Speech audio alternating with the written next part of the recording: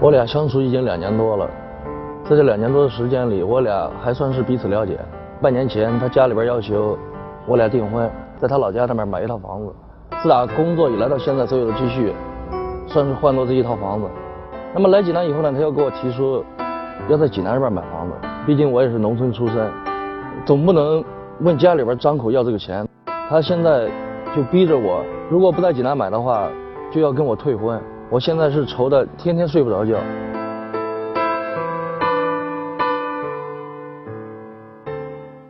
我一听他说这个为了房子，我天天愁得睡不着觉，你能感觉到，其实这位先生在他的心里好像还深深的爱着那个女人。让我们用掌声请出这一对，来，掌声有请。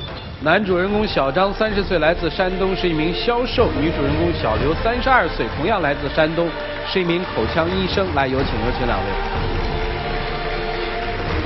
欢迎两位。愿意在这个现场公布箱子里的秘密吗？愿意。愿意。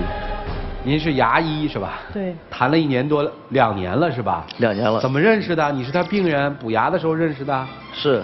真的？真的。好嘛，还有大夫对病人下手的？是病人对大夫下手。啊，就说说怎么下的手。在2年之前，然后当时他去济南进修啊，然后我当时去看牙，去他所在诊所，他非常热情，而且很温柔，这个外表啊各方面，然后我就留他电话号码，我就经常约他吃饭呀。你就给了？没有，他给我要好几次，到最后给我同事要的。后来呢？后来然后就时间长了以后，就慢慢熟悉了以后，然后我俩就确定恋爱关系了。啊，订婚了是吧？订婚了，我俩说实话，因为这个订婚这一块也闹得挺厉害。当时订婚，他家里边给我提了个条件，说你必须得在这地方买套房。哦，你们俩不在一个地方是吧？对，我在济南，他在老家。老家是哪儿的？老家聊城的。当时我就感觉非常诧异，因为我在济南待了这么多年，我对济南比较熟，而且我去他老家那地方，我确实没有什么可做啊，所以说我就不想在那地方买房子，因为我既然不去那地方发展，我为什么在那地方买房子呢？对。当时不是那什么嘛，我们家的风俗嘛，嫁出去的闺女泼出去水嘛，必须得有家嘛，得有房子嘛。你没房子住，让别人也看笑话，我父母面子上也挂不上去啊。我知道，当时说实话，为你家这个面子考虑的话，我也可以将就一些，也可以迁就一些，但是我总感觉这个跟我说这些理由都不成立啊。毕竟我不回去发展。你迁就了吗？迁就了。真在聊城就买了房了。哦，这就把婚定下来了。定下了，因为我当时确实奔着我俩结婚去的啊。这房子不是买了吗？怎么在这个小片里又提到房子的事儿？这个房子是买了，但是接下来所发生的事情让我感到非常震惊。因为他在老家那边，我在济南啊。因为我俩订婚了，也就算准夫妻了。我想我俩在一块儿，不想两地分居。我就跟他家里边说，我说不行，就让他过去跟我一块儿到济南去。然后他家里就当时跟我说，你去行，到时候在济南再买套房子。是你说了行吗？你对我父母承诺了，当时你说了，我半年之内在济南付个首付，然后我们再买一套房子。我当时只是为了想让咱俩在一块儿。那你这不是欺骗我吗？欺骗我的家人吗？我并不是欺骗，当时我确实想让咱俩在一块儿，因为我感觉你去了济南，我心里边也有着落了。所以说，一说买房子这事，我当时吧可能一激动，说秃噜嘴了。说秃噜嘴。这事儿还能说秃噜嘴啊？去没去啊？去了。去了。但是这半年也看过好几套房，他始终就拖延我不买怎么着的。我没有敷衍你。只不过我手头确实没有钱了，这些积蓄都放在聊城那套房子上了。那房子可以租出去啊，现在咱也租不着。你又跟我提，你说租出去，你感觉租出去合适吗？咱俩那个房子刚下来，咱俩都还没住，你就租给别人，这怎么了？就在济南，就现在卡在这济南这套房子上了，是吧？是。打算买吗？还？打算买，但是我感觉现在是非常时期，我现在确实拿不出这么多钱了。当时不是也跟你商量了，让你父母把家里的地给房子卖了吗？让他们来济南住。你感觉这样合适吗？把地把房子都卖了，他们住哪儿？他们吃什么呀？他们现在可以先租个房子，等咱济南买了房子之后，把他们接过来不得了吗？别人怎么看我？是不是我逼着父母上梁山了那种感觉？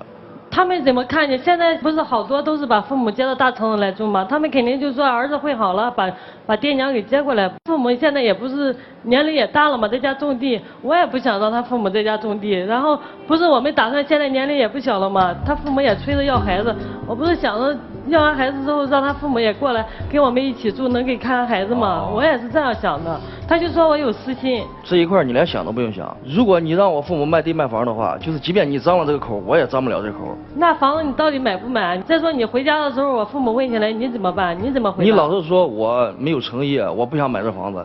之前我不也跟你一块看了很多房子吗？在济南。你看房子，你都在推辞我，你跟我去，但去了回来之后，你就说房子不行，这房子不行，那房子不行。首付差多少啊？总共差10来万。借点呗。当时我找他朋友借了点钱，也找我朋友借了，他就不乐意了。你说你借钱，你总不能借到我老板那里去吧？你老板不是你发小吗？也是你同学啊，在他那借钱，我再说我也在我朋友那借钱了，又不是光在你。咱不是想着把房子赶紧买下来吗？买下来房子之后，把父母接过来住，咱们一起住多好啊！啊，他虽然私下他是我发小，但是在工作上他是我领导，他是我上司。我不想让你把生活还有这个工作你给搅在一块儿。那今天为什么来呢？今天来就是因为我俩这中间具体在济南买房子不买房子这个事儿，我俩现在闹得非常僵啊。而且之前吧，可能我话说的也太重了。他现在在老家，我去了几次，他叫他也不回来，也不跟我去。回娘家了。他知道我在他朋友那借钱了，回来之后骂我，又在家又摔东西，让我滚，还说分就分吧。我知道你有压力，我也有压力，我都没提出分手，你把分手说出来了，你知道我心里有多难过吗？我当时确实非常压抑，那种情景下，那种情况下，我被压的，我都喘不过气来。所以说，当时我可能说话说的重了一些。现在我同学他们都是有家有房子，然后还有孩子，现在我也是特别着急，年龄也不小了嘛，也想有个孩子，然后把父母接过来，我是这样想的。我都跟你说过，我说以后像这种，你这个朋友添孩子了，那个朋友装修房子了，这种话题你不要再跟我聊。为什么？我就感觉非常敏感，一说我就头都大了，我都。是你提的分手是吧？我已经意识到错误了，我也去找过他，他现在确实他不跟我回济南了。那你去聊城呗，房子也有了，工作也有了，都解决了。因为我说了，我从小地方到大城市，然后不可能再从大城市再回小地方。济南那边有我的固定客户。你什么意思啊？今天来？我现在真的压力挺大，现在我也不知道该给他继续走下去还是。明白了。我问另外一个问题啊，就是今天你们也有50%的可能会分手，对吧？是。那个彩礼还退吗？退。那房子退吗？退。啊，退啊。行吗？不行，我不就不分手是吧？不要这些东西。要吗？哎，如果分手的话，你要这些东西吗？你先告诉我。那是后话。不，咱们先把后话说清楚。你要吗？要。那姑娘的这2年的青春怎么办呢？我也耽误青春了。哦，你也搭了青春了。既然当时没有经济条件，为什么要跟姑娘和姑娘家承诺在济南买房呢？我当时也这算不算一种欺骗行为？算欺骗。算欺骗。还有一个重要的事实需要核实一下，当时在聊城买房子，姑娘有没有说过说不买我就不结这个婚？是在逼迫之下，还是实际谈了一下，男生就买了？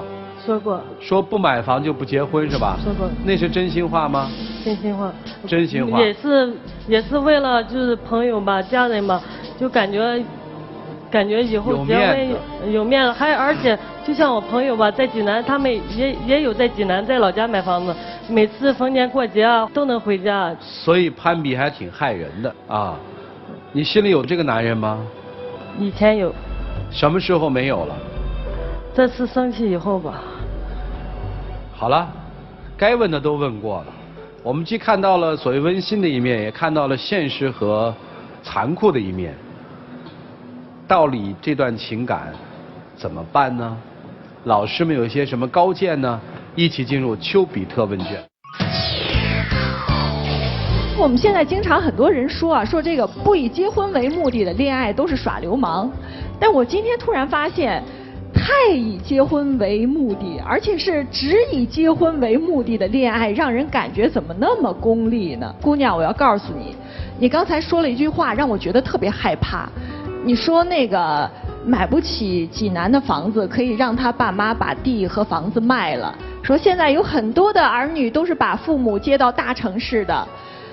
你这后半句话说的是很对的，但是人家没有说老爸老妈，你把房子把地卖了，到大城市来跟着我过，看孩子给我们做饭可以，处得好没问题，但万一哪天老两口要是过得不开心，他回哪儿去？他连一个可以回去的地方都没有。你很多话往深了去思考一下，我觉得挺吓人的，就是会让这小伙子觉得挺没安全感的。我其实一点都不否认他是爱你的，如果他不爱你，不会说当时是倾家荡产，拿出了他所有的积蓄在聊城买了一套房子，你还让他怎么样？他现在砸锅卖铁，他凑不起那个买房子的钱了，所以这其实对他来讲就是一现实的成本摆在那儿。确实，我觉得这小伙子有些东西做得不好。你比如说这瞎承诺，为了把这媳妇儿赶紧骗到手，说了不少瞎话。但是现在到这儿，他确实没钱了。你想想，如果他就这2年在济南买不起房子，你想想，你还跟不跟他？如果你说你在济南买不起房子，我就不跟你结婚，我觉得证明你对这个男人是没有感情的。你跟他所有的交往可能都是建立在年龄到了，我该结婚了，遇到一个差不多的人，条件合适我就嫁给他。如果一段婚姻只建立在条件的基础上的话，将来还是会出问题的。所以你好好想想，嫁的是人还是条件？如果真的只是嫁条件的话，咱们这个节目叫《爱情保卫战》。我们不支持来谈条件的。我倒觉得女孩从她的处境的角度来看的话，是说你曾经承诺的东西。女人对承诺，尤其男人的承诺，非常非常的看重。我们可能是为了一时的得到、一时的快乐所说的话，但对于女人而言，你知道是什么吗？那是甚至比爱情更重要的一个信任。一旦你做不到了，那么女方自己就觉得，你看，我跟你要结婚了，你说的没有做到，那女方的家人会认为说，你说的又没做到，那我女儿未来到底会是什么样子呢？她会有担心。那怎么解决这个担心呢？本来可买可不买的房子，必须得给我买，因为把钱花了，买了房子，我觉得心里踏实点，也算是对我女儿未来的一个所谓的放心。所以有的时候你这一句话呀，给自己惹了很多的祸。还有，买的第一套房子，明明你知道不会去住，然后你也知道不会去住，那个房子是为了什么？面子。然后为什么还要第2套房子呢？也是为了好看。你看，我都等了32年了，如果我不风风光光的嫁出去的话，多没面子。你们俩主要输在面子上。不是说你物质，也不是说他抠门，主要是面子。所以说啊，别让今天的面子笑了，明天的里子哭了。所以说呢，到这个时候了，千万别被面子撑住，最后俩人分开了，非常的不值得。这是我的建议。好，谢谢于老师。我觉得跟小伙子说，爱什么爱，把你的爱收回去吧，在你没有疯掉之前收回吧，你快了。接下来就是卖地卖你爸妈的地了。女孩别哭了，找一个门当户对的吧。不，你在哭什么呢？说说我听听，你在哭什么呢？怎么哭那么伤心？说得出来吗？说不出来。我一直在揣测你到底在哭什么。你大概是在哭自己的悲惨命运，哭自己已人到30还被生活所欺骗。我们说，不轻诺，故我不负人；不信诺，故人不负我。不轻诺，就不要轻易许下承诺。轻易许下承诺的人都是骗子。不信诺，不要轻易的信别人的承诺。经常相信别人承诺的人都是傻子。但我觉得你们两人的说话有问题，你们的思维逻辑都是怎么回事呢？就先把对方当傻子，自个儿当一骗子，先瞒过去再说，最后发现瞒不过去了，又指着对方说原来你才是骗子。比如说一开始你们说在山东聊城先买套房，买套房婚姻就有的谈，你们把对方当傻子，结果这边呢并不认为这是个傻子，行啊，你说买行啊，我就先买一套，先把这事瞒过去再说。结果你们又要第二套，结果把他惹毛了，我说原来你们才是骗子。还有你说把父母接到城市里来，把房子卖了，把地卖了，如果真的接到城市里来，你们一家4口怎么生活，怎么孝敬老人，怎么解决他们在城市当中的一些赡养问题，你想过吗？你们一天到晚上班，有人陪老人家吗？你想过这事儿吗？你们都没想过，你们都觉得自己比对方聪明，先把这事儿先瞒过去再说，其他的我不管。这就跟那个杀鸡取卵和饮鸩止渴有什么区别呢？女生，你回答我，我刚才问的问题你想过吗？老人真正接过来之后，你们4个人怎么生活，你想过吗？没有。你根本就没有想过，你是先把房子地卖了，然后有钱把这先买到房子再说，你是这样想的对吧？我想了以后有钱了再买个大的。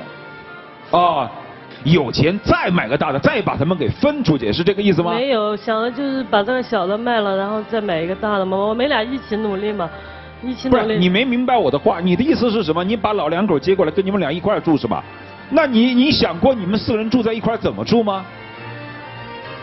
老人家的生活怎么料理吗？你想过吗？所以你根本就没有想过。就像男生在聊城买第一套房子花了30万，他也没有想过将来在济南肯定是还是要在这生活的，因为他根本不可能过去。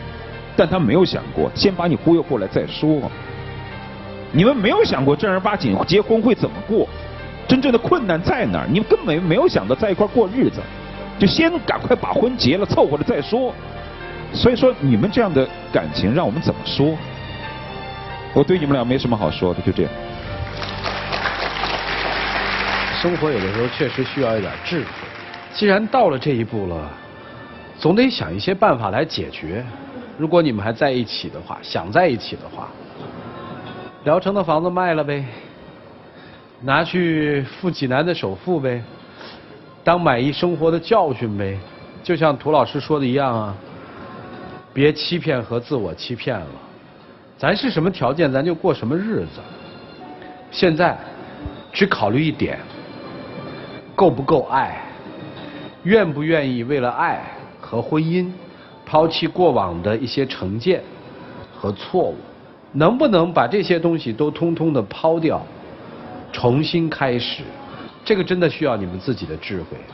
剩下的时间留给你们自己，一起进入柔顺拉芳黄金60秒。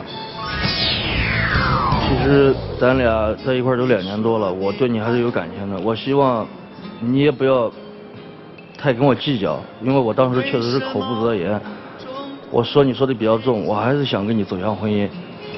其实我也是，就为了你的承诺，你给不了我，你为什么要给我承诺？而且给我承诺也无所谓，为什么你当着我家人也承诺？其实我就是为了面子，说实话，你也不该骂我。现在我也想了，要是看你的表现好的话，我想着把聊城房子卖了，在济南再买一套。无声花落，我不想承诺。哎呦，两位交换你们自己的秘密吧，还不知道这个箱子里又藏着什么。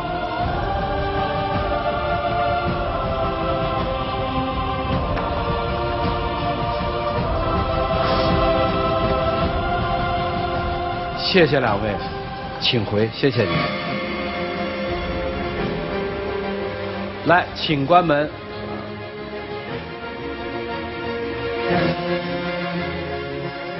看看他们自己最后的选择吧。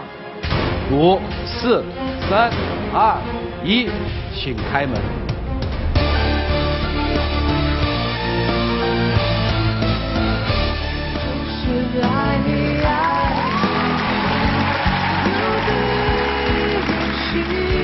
来了，我看看男生的秘密是什么。当你提出愿意接我父母来一起住的时候，我非常的感动，我会克服一切困难，在济南给咱们安一个家。骗，继续骗，你们俩继续骗。不，你们还是面对生活吧。愿意嫁他吗？当时我是怎么想的，我也不知道。你愿意嫁他吗？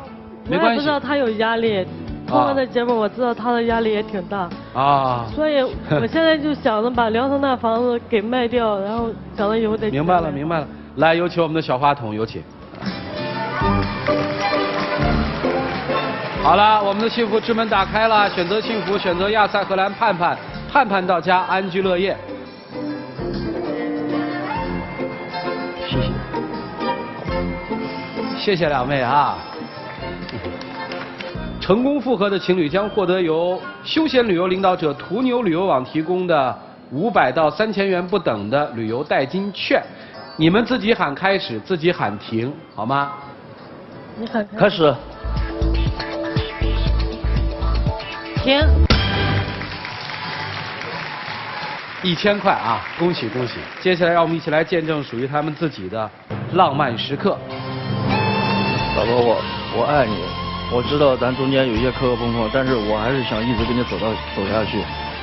我想跟你一块儿共度余生。我想着你以后不要再欺骗我了，我真的害怕被欺骗，你知道吗？你的压力你可以跟我说，咱俩可以共同沟通嘛。你什么事你都是憋到心里，自己都不说出来。每次问你的时候，你就那沉默。我知道了，我知道我错了，我也向你道歉了。我希望你能原谅我。你愿意嫁给我吗，老婆？跪下。